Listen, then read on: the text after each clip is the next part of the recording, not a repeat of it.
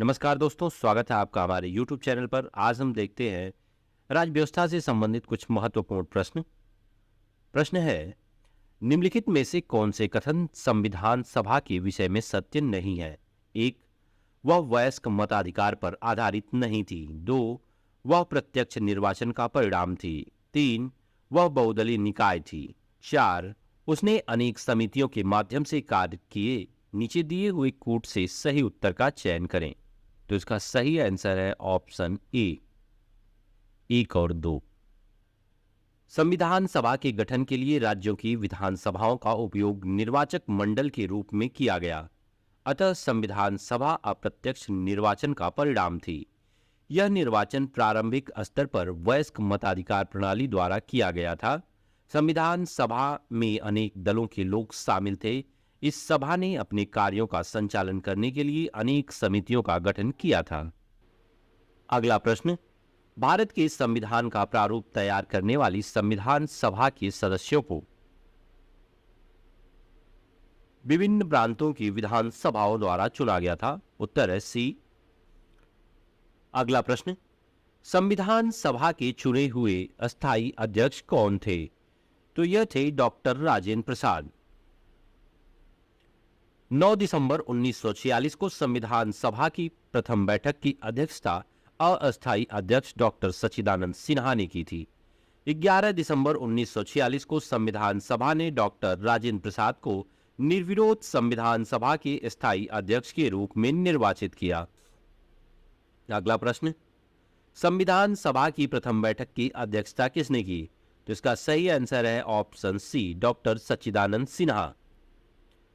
अगला प्रश्न, भारत की संविधान निर्मात्री सभा के अध्यक्ष कौन थे? तो इसका सही आंसर है option A, doctor Rajendra Prasad. अगला प्रश्न, स्वतंत्र भारत की संविधान सभा के अध्यक्ष कौन थे? तो यह थे डॉक्टर राजेंद्र प्रसाद। अगला प्रश्न, भारतीय संविधान के निर्माण से संबंधित निम्नलिखित कथनों में से कौन सही है? एक, पंडित नेहरू के उद्देश्य प्रस्ताव का जो संविधान सभा द्वारा स्वीकार किया गया था, संविधान के निर्माण पर असर था। दो, उद्देशिका बहुत महत्वपूर्ण उद्देश्यों की पूर्ति करती है। संविधान को भारत के लोगों ने आदेशित किया है। चार, राज्य के मुखिया को लोग प्रत्यक्ष रूप से निर्वाचित करते हैं। नीचे दिए गए कूट से सही उत्तर का चयन कीजिए। तो इसका सही आंसर होगा ऑप्शन ए, 1, 2 और 3। भारतीय संविधान के तहत राज्य के मुखिया अर्थात राष्ट्रपति का निर्वाचन लोगों द्वारा प्रत्यक्ष रूप से नहीं बल्कि अप्रत्यक्ष रूप से जनप्रतिनिधियों, संसद एवं विधानसभा के निर्वाचित सदस्यों के माध्यम से किया जाता है। अन्य तीनों कथन सही हैं। अगला प्रश्न, भारतीय संविधान को बनाने हेतु भारतीय संविधान सभा के कुल कितने अधिवेशन हुए? सही आंसर ऑप्शन सी, 11 अधिवेशन हुए थे कुल। भारतीय संविधान के निर्माण में संविधान सभा को 2 वर्ष 11 माह और 18 दिन का समय लगा था और इस दौरान इसके कुल 11 अधिवेशन हुए थे। 11वें अधिवेशन के अंतिम दिन 26 नवंबर 1949 को संविधान को अंगीकृत किया गया था। इन 11 अधिवेशनों के अतिरिक्त संविधान सभा पुनः 24 जनवरी 1950 को समवेत हुई थी, जबकि सदस्यों द्वारा भारत के संविधान पर हस्ताक्षर किए गए थे। अगला प्रश्न, भारतीय संविधान के निर्माण के समय संवैधानिक सलाहकार कौन थे? तो यह थे बी.एन. राव। Option C. भारतीय संविधान के निर्माण के समय बेनिगल नरसिंह राव बी.एन. राव को संवैधानिक सलाहकार नियुक्त किया गया था। अगला प्रश्न, भारतीय संविधान का प्रथम प्रारूप तैयार किया गया था। तो यह किया गया था बी.एन. राव द्वारा। ऑप्शन बी सही है।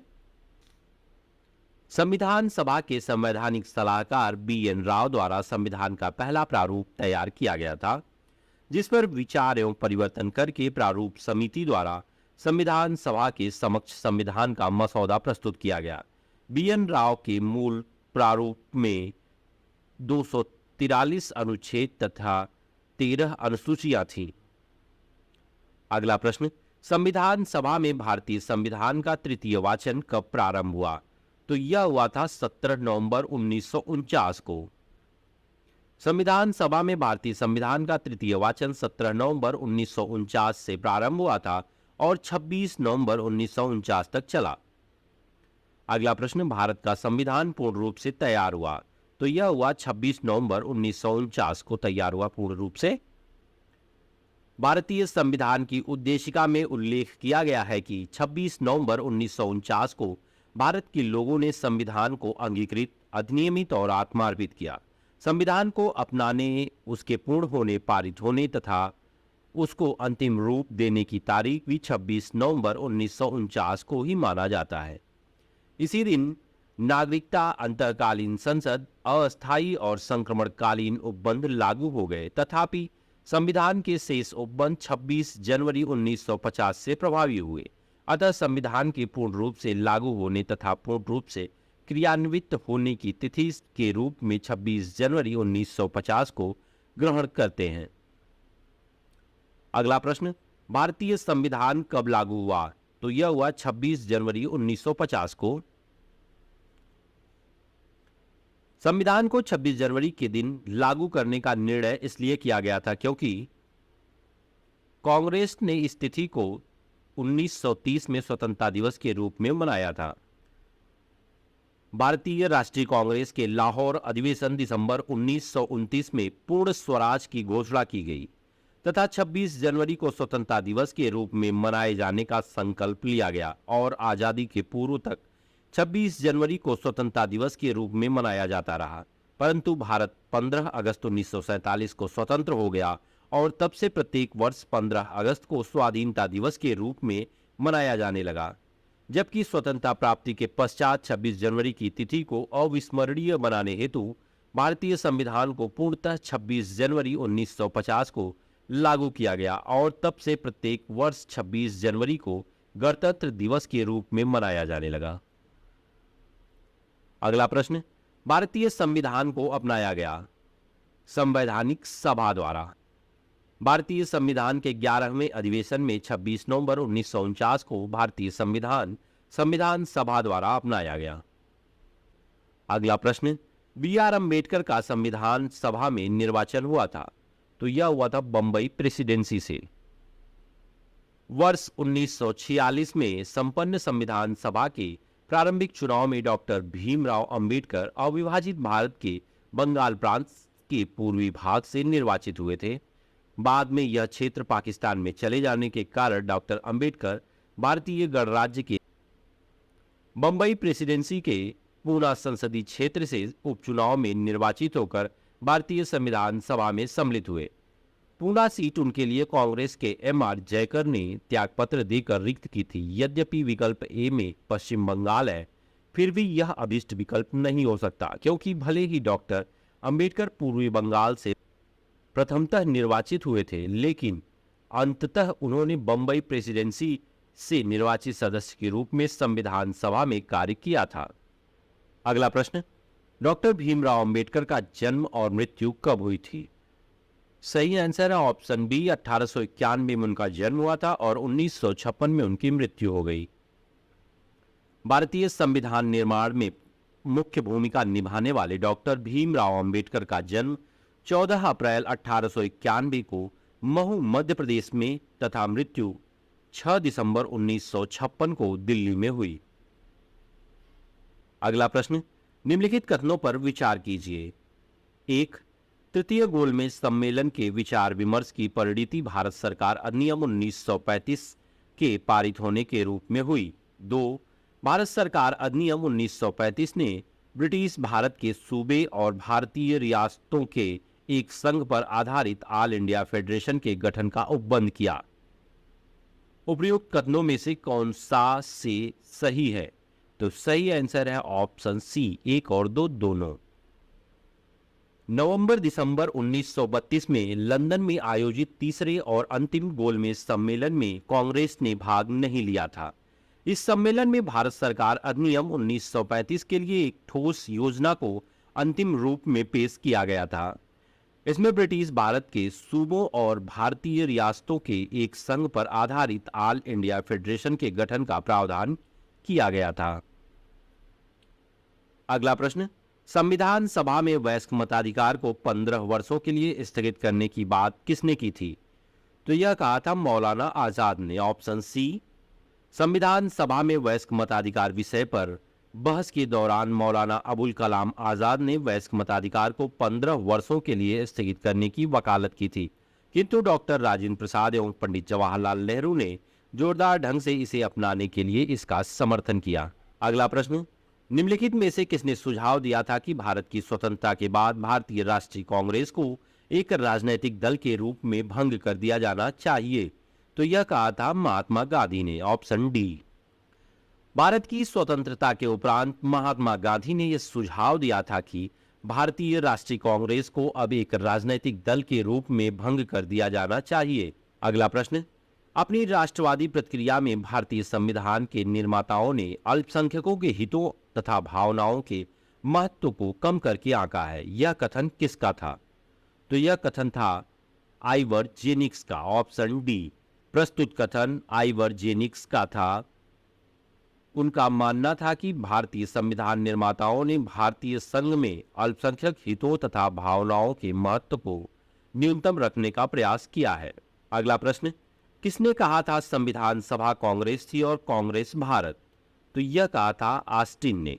संविधान सभा कांग्रेस थी और कांग्रेस भारत था, यह वक्तव्य पद्मश्री पुरस्कार प्राप्त इतिहासकार चैनविले ऑस्टिन का था।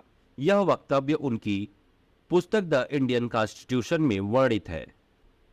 अगला प्रश्न, भारतीय संविधान सभा में कुल कितनी महिला सदस्य थीं? तो यह थीं 15। Option A. अगला प्रश्न, निम्नलिखित में से संविधान सभा की संघ संविधान समिति का अध्यक्ष कौन था? तो यह थे जवाहरलाल नेहरू। Option C. संविधान सभा ने संघ संविधान समिति सहित कई समितियों का गठन किया था। संघ संविधान समिति के अध्यक्ष पंडित जवाहरलाल नेहरू थे। अगला प्रश्न, संविधान सभा द्वारा स्थापित मौलिक अधिकारों और अल्पसंख्यकों हेतु सलाहकार समिति के अध्यक्ष कौन थे? तो यह थे सरदार पटेल। Option B. सरदार पटेल संविधान सभा द्वारा स्थापित मौलिक अधिकारों और अल्पसंख्यकों हेतु सलाहकार समिति के अध्यक्ष थे, जबकि सलाहकार समिति की उपसमितियों मूल अधिकार उपसमिति के अध्यक्ष जेबी कृपलानी तथा अल्पसंख्यक उपसमिति के अध्यक्ष एच.सी. मुखर्जी थे। अगला प्रश्न, डॉक्टर बी.आर. अंबेडकर की अध्यक्षता में संविधान सभा की प्रारूप समितियों में कितने अन्य सदस्य थे? तो अन्य सदस्य थे 6। Doctor B R. अंबेडकर की अध्यक्षता में गठित संविधान सभा की प्रारूप समिति में अन्य 6 सदस्य थे। एन गोपालास्वामी आयंगर, अल्लादी कृष्णा स्वामी अय्यर, के.एम. मुंशी, मोहम्मद सादुल्ला, बी.एल. मित्र एवं डी.पी. खेतान। इनमें से बी.एल. मित्र के स्थान पर एन. माधवराव तथा डी.पी. खेतान की मृत्यु 1948 में हो जाने के बाद टी.टी. कृष्णामाचारी को इस समिति में शामिल किया गया था।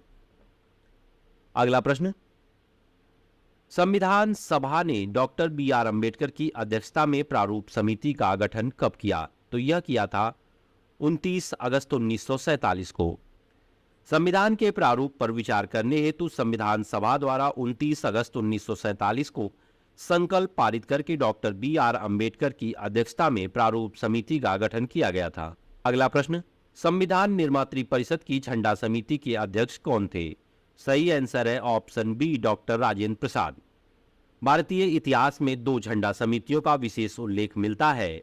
एक 2 अप्रैल 1931 को कांग्रेस के कराची अधिवेशन में गठित झंडा समिति, जिसके अध्यक्ष सरदार वल्लभ भाई पटेल थे तथा शेष 6 सदस्य थे मौलाना अबुल कलाम आजाद, तारा सिंह, जवाहरलाल नेहरू, डी.बी. केलकर, हरिदकर एवं पट्टाभी सीतारमैया। 2 एक तदर्थ झंडा समिति का गठन संविधान निर्मात्री परिषद ने 23 जून 1947 को किया, जिसके अध्यक्ष डॉक्टर राजेंद्र प्रसाद थे तथा अन्य सदस्य थे अबुल कलाम आजाद, सरोजनी नायडू, सी राजगोपालाचारी, के.एम. मुंशी एवं डॉक्टर बी.आर. अंबेडकर। अगला प्रश्न, भारत के संविधान में उद्देशिका का विचार लिया गया है? तो यह लिया गया है यूएसए के संविधान से। भारत के संविधान में उद्देशिका का विचार संयुक्त राज्य अमेरिका यूएसए के संविधान से लिया गया है, जबकि उद्देशिका की भाषा ऑस्ट्रेलिया के संविधान से ली गई है। अगला प्रश्न है, भारतीय राजनीति व्यवस्था में इनमें से कौन सर्वोच्च है? तो सही आंसर है ऑप्शन बी, संविधान। भारतीय राजनीति व्यवस्था में संविधान सर्वोच्च है। यही राज्य व्यवस्था के स्वरूप और उद्देश्यों का निर्धारण करता है एवं विभिन्न इकाइयों के सृजन का प्रावधान करता है।